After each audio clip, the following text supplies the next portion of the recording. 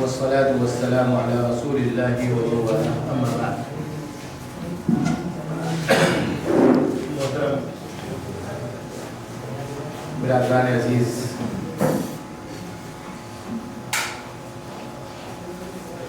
ایک ڈیڑھ گھنٹے سے یا بلکہ اب تو 2 گھنٹہ ہوا چاہتے ہیں ہم اور آپ اس علمی فکری جدوجہد کی چند جھلکیاں اور چند نمونے دیکھیں.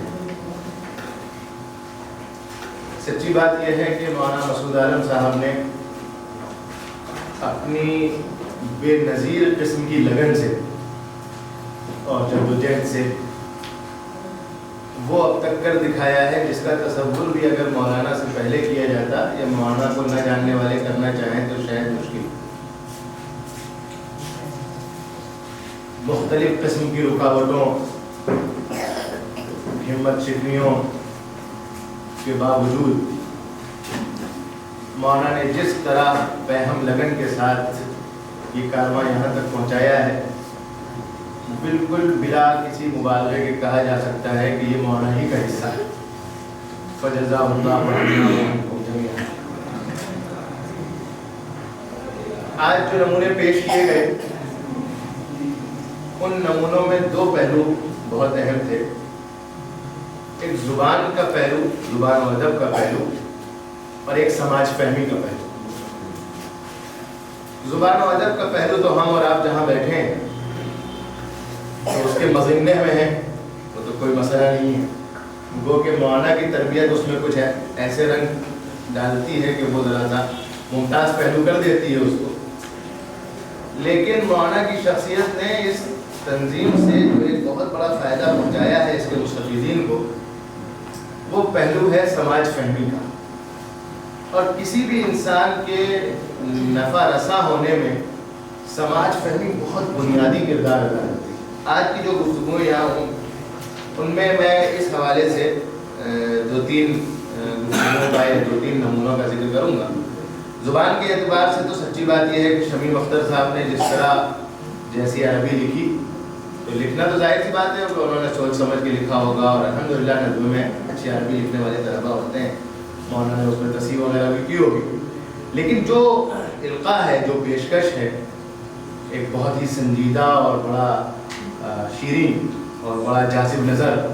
سچی بات یہ ہے کہ وہ بہت مؤثر ہے، اور وہ اس میں ان کی محنت کا اور مولانا کی سرپرستی کا بڑا دخل ہے. حسان عمر نے اپنے سفر نامے کا جو ایک حصہ سنایا جو تاج المساجد سے متعلق تھا، وہ بھی یقیناً بہت ہی اچھا انہوں نے لکھا ہے. اللہ تعالیٰ جزائے خیر سے. پیشکش بھی بہت اچھی. اور بھی کئی ایسی تحریریں تھیں. ہم سے پہلے محترم و مکرم مولانا فیصل صاحب نے اگرچہ بعض چیزوں کی طرف توجہ دلائی اور یقیناً وہ اصلاح طلب تھی، لیکن طلبہ کی تحریروں میں اور گفتگوؤں میں ایسی چیزیں ہوتی ہیں. طالب علمی کا مرحلہ بلکہ پوری زندگی ایسی ہی اصلاحوں سے ہو کے گزرتا ہے. میں جس چیز کی طرف کہہ رہا تھا، سماج فہمی کی طرف، آپ وہ 2 تحریریں اس میں خاص طور پر ہیں. ایک تو دیہی علاقوں کے مسائل سے متعلق جو تحریر برادر مرغوب اور برادر ابو الحسن علی فاروقی کی مشترکہ تحریر تھی، جس کو برادر ابو الحسن نے پیش کیا ہے پر، تو اس میں ہم کو دیہی علاقے کے جو سماجی مسائل ہیں ان کا جو فہم وہ جس طرح نظر آئے. اور اسی طرح مرزا ریحان کی تحریر میں ہندوتوا کے اوپر سعادت صاحب کی کتاب کی جو تلخیص یا اس پر جو تبصرہ تھا، اس میں جو ایک سماج فہمی نظر آئی ہے. یہ سچی بات یہ ہے کہ مدارس کے موجودہ منظر نامے میں یہ بالکل نایاب چیز ہے. یہ میں کسی بھی مبالغے کے بغیر کہہ رہا ہوں، اور میں آپ سے کہہ سکتا ہوں اور عزیزوں آپ سے خاص طور پر کہتا ہوں کہ فضلائے مدارس، سچی بات یہ ہے کہ لاکھوں کی تعداد میں میدان عمل میں ہیں پورے ملک میں، اور ایک بہت ہی بے نظیر قسم کا کام ہو رہا ہے. لیکن اس میں جو ہم کو کمیاں نظر آتی ہیں یا جن کی اصلاح کے ہم اور آپ کبھی کبھار خواہش مند ہوتے ہیں، ان کی عام طور پر ان کا سبب یہ ہے کہ سماج فہمی ہے. ان کی عام بنیادی غلطی ہے، ان کے فیض کو بہت محدود کر دیا جاتا ہے. اس کی وجہ یہی ہوتی ہے کہ سماج فہمی نہیں ہے. یہاں چونکہ مولانا مسعود صاحب کا اس جانب توجہ ہے، اللہ تعالیٰ ان کو جزائے خیر عطا فرمائے، تو ان کے مستفیدین میں یہ رنگ الحمدللہ نظر آ رہا ہے. لیکن میں کہتا ہوں کہ آج کی نشست میں جن نشستوں میں شریک ہوا ہوں پچھلی ساری نشستوں سے زیادہ نظر آیا ہے. اللہ تعالیٰ اس کو اور روز افزوں کرے. مولانا فیصل صاحب نے ایک مشورہ دیا کہ بھائی ایک حساب متعین کر دیجئے, طے کر دیجئے جس سے گزرنا ہو. میں اس میں ایک شک کا اور اضافہ کر لوں کہ ایک یہ نصاب جو ہو اس کا ایک حصہ تو لازمی ہو اور پھر اس کی کچھ شاخیں ہوں جن سے الگ الگ شاخوں سے لایا جائے تاکہ وہ گوناگونی جو مطلوب ہے وہ قائم رہے. شاید اس اضافے سے شاید وہ چیز اور زیادہ مفید ہو جائے گی. اور یہ جو نظام طے ہو تو اس میں مولانا فیصل صاحب کی سرپرستی میں اور بعض دیگر اساتذہ نظمہ کی سرپرستی میں اس کو طے کر دیا جائے. البتہ ایک چیز کا میں اور بھی آج جب سے آیا ہوں تب سے خیال ہو رہا ہے کہ طلبہ کے اندر علم اور تحقیق کا عنصر اور زیادہ پختہ کرنے کی طرف توجہ دینے کی ضرورت ہے. مولانا کسی اور سے تو کہنے کی ضرورت نہیں, البتہ مستفیدین کو شاید اس کی ضرورت ہو, اس لیے میں کہہ دیتا ہوں جو طلبہ مولانا سے استفادہ کرتے ہیں. اصل میں دیکھیے دو طرح کی صلاحیتیں ہوتی ہیں, ایک لکھنے کی, پڑھنے کی, طرز ادا کی. یہ بہت ضروری صلاحیت ہے جس کو ہم کہہ لیں زبان و ادب. لیکن زبان و ادب تنہا پورا مفید انسان کو نہیں بنا دیتی ہیں, اس کے ساتھ کچھ علم اور تحقیق کا عنصر ضرور ہونا چاہیے.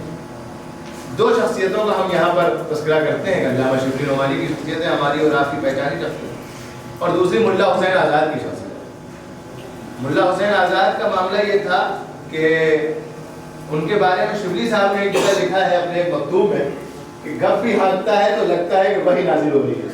جس زمانے میں شبلی صاحب شعر النجم لکھ رہے تھے تو اس زمانے کا مکتوب ہے, وہ کسی کو لکھتے ہیں کہ سنا ہے کہ کچھ اور لوگ بھی اس موضوع پر لکھنے لگے.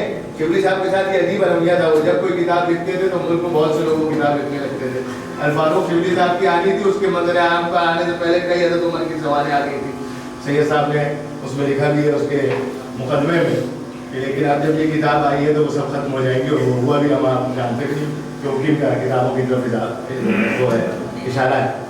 تو خیر, تو وہ شبلی صاحب کو خبر ہوئی کہ شعر النجم یہ اس کا جو موضوع ہے اس موضوع پر ملا حسین آزاد نے لکھا.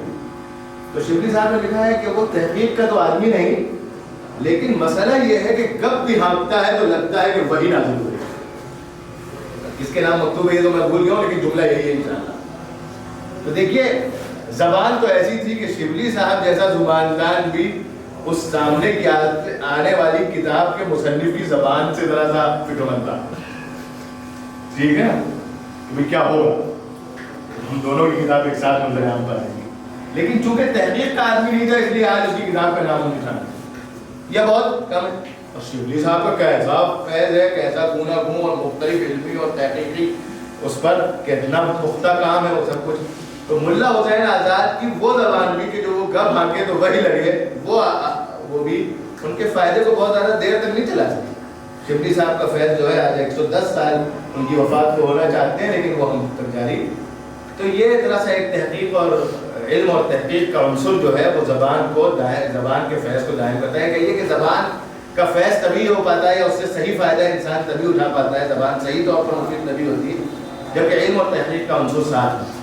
اس کے لیے اصل میں جو میں مشورہ میرے ذہن میں ہے اور جو میں دینا چاہتا تھا آپ سے بھی کہتا ہوں اور آپ سب کی موجودگی میں مولانا سے کہتا ہوں, اس کا ایک نظام یہ ہو سکتا ہے لقاء ثقافی کی طرف سے, اور بہت زوردار چیز ہوگی کہ مہینے میں ایک علمی تحریر لکھنے کی جو کلیہ درجات کے طلبہ ہوں ان کو کام دیا جائے, اور اس کی صورت یہ ہو کہ کسی فاضل محقق کو, ابھی ہم سب کے درمیان مولانا فیصل صاحب تشریف رکھتے تھے, وہاں پہ رشید صاحب تشریف رکھتے ہیں اور بھی حضرات ہیں, ایک گفتگو کرا لی جائے جس سے کہ کسی موضوع پر علمی مراجع جو ہیں ان کا تعارف ہو.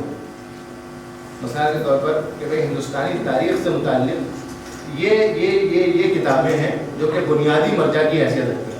ایک بہت ہی ذیلی قسم کا, محدود قسم کا, جزوی قسم کا موضوع دے کر جس پہ بہت زیادہ پڑھنا نہ پڑے, بہت دے دیا کہ ان کتابوں کی روشنی میں آپ کو 1 مہینے کے اندر لکھنا ہے. پہلے ان کتابوں کا, ان کے طرز کا, ان سے استفادے کے مناسب طریقے کا ایک تعارف ہو جائے, پھر ہو جائے علوم حدیث سے متعلق, علوم فقہیہ سے متعلق اور بعض دیگر اس طرح کی چیزیں. ایک گفتگو گھنٹے 1.5 گھنٹے کی کرا کر مراجع کی رہنمائی کرا کر ایک کام کرا لیا جائے تو انشاءاللہ یہ طلبہ کے لیے جو طلبہ آپ کی سرپرستی میں 5 6 7 8 مضامین اس طرح کے لکھ لیں گے مقالات لکھ لیں گے تو انشاءاللہ پھر وہ دارالبحث کو دارالبحث بنا دیں گے انشاءاللہ.